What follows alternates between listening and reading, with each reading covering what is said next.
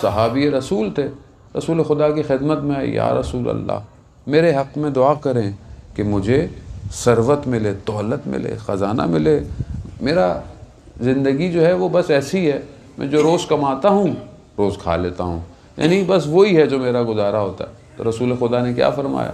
کہا کہ ثعلبے یہی کافی ہے تمہارے لیے، اس کا شکر کرو۔ کیوں؟ کیونکہ اس سے تمہارا دین حفاظت میں ہے جو تمہیں مل رہا ہے۔ وہ بعض اوقات انسان کو نہیں پتہ ہوتا کہ وہ جو تمنا کر رہا ہے وہ نعمت بن جائے گی یا زحمت بن جائے گی اس کے لیے۔ کیوں؟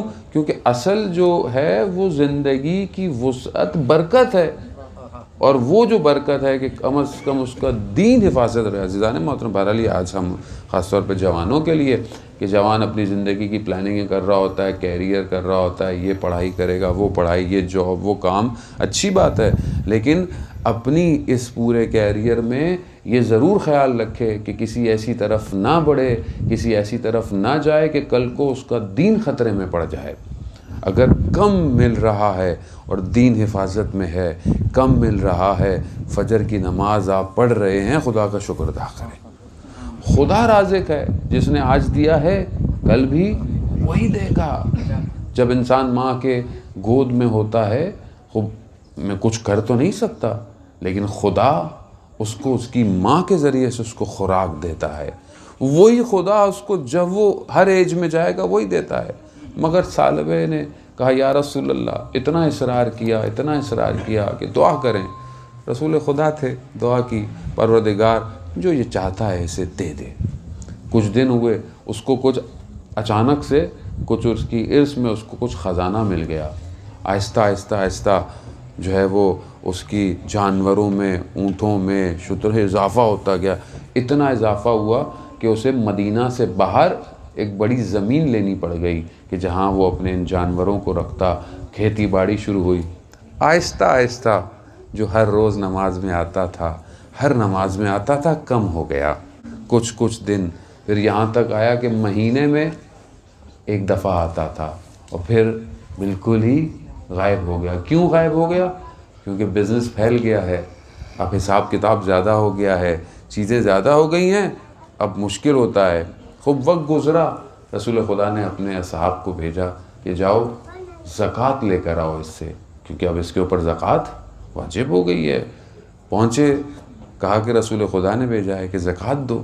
تو کہا خوب میں کوئی نان مسلم تھوڑی ہوں کہ میں جزیہ دوں۔ کہا نہیں، ہم جزیہ تھوڑی مانگنے آئے ہیں، جزیہ تو نان مسلم کے لیے، زکوٰۃ قرآن کہتا ہے کہ صلات قائم کرو اور زکوٰۃ دو، زکوٰۃ مسلمان کے لیے۔ کہتا ہے میں نے بڑی محنت سے سب کچھ بنایا، جاؤ میں نہیں دیتا۔ کیا ہوا؟ یعنی کیا چیز ہوئی؟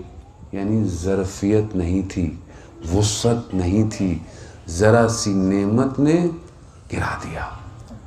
یہ رسول خدا جانتے تھے کہ اس کو عطا ہو جائے گا، یہ سنبھل نہیں پائے گا۔ وہ ویسی ہماری زندگی ہے، بعض اوقات جو ہم خدا کی بارگاہ میں پکڑ کے اور دعائیں مانگ رہے ہوتے ہیں۔ دعائیں مانگنا منع نہیں ہے، لیکن بہت ساری زندگی معاملات میں دیکھیں کہ بعض اوقات انسان اتنی بھاگ دوڑ کرتا ہے اور اصل سے دور ہو جاتا ہے۔ اصل سے دور ہونا نہیں، عزیزان محترم، خدا کی طرف بڑھیں۔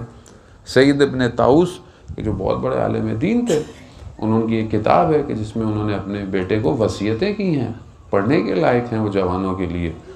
وہ اپنے بیٹے کو کہتے ہیں محمد، اگر خدا پوری دنیا مجھے سیدھے ہاتھ میں دے دے تو میں الٹے ہاتھ سے پوری دنیا لٹا دوں گا، یہاں تک کہ میرے دائیں ہاتھ کو خبر بھی نہیں ہوگی۔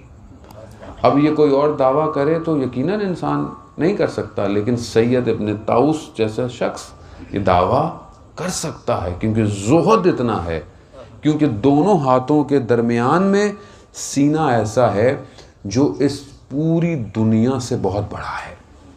ایسی وسعت چاہیے کہ انسان کو، لیکن ہم لوگ تو یہ ہیں، ذرا سا کچھ مل جائے وہیں ایمان ڈگمگانے لگتا ہے، پتہ نہیں یہ سڑک پہ پڑا ہوا نوٹ رکھ لوں یا نہیں رکھوں، مولانا کب تک یہ مجھول رہے گا، سال کے بعد دینا ہے یا پہلے دینا ہے۔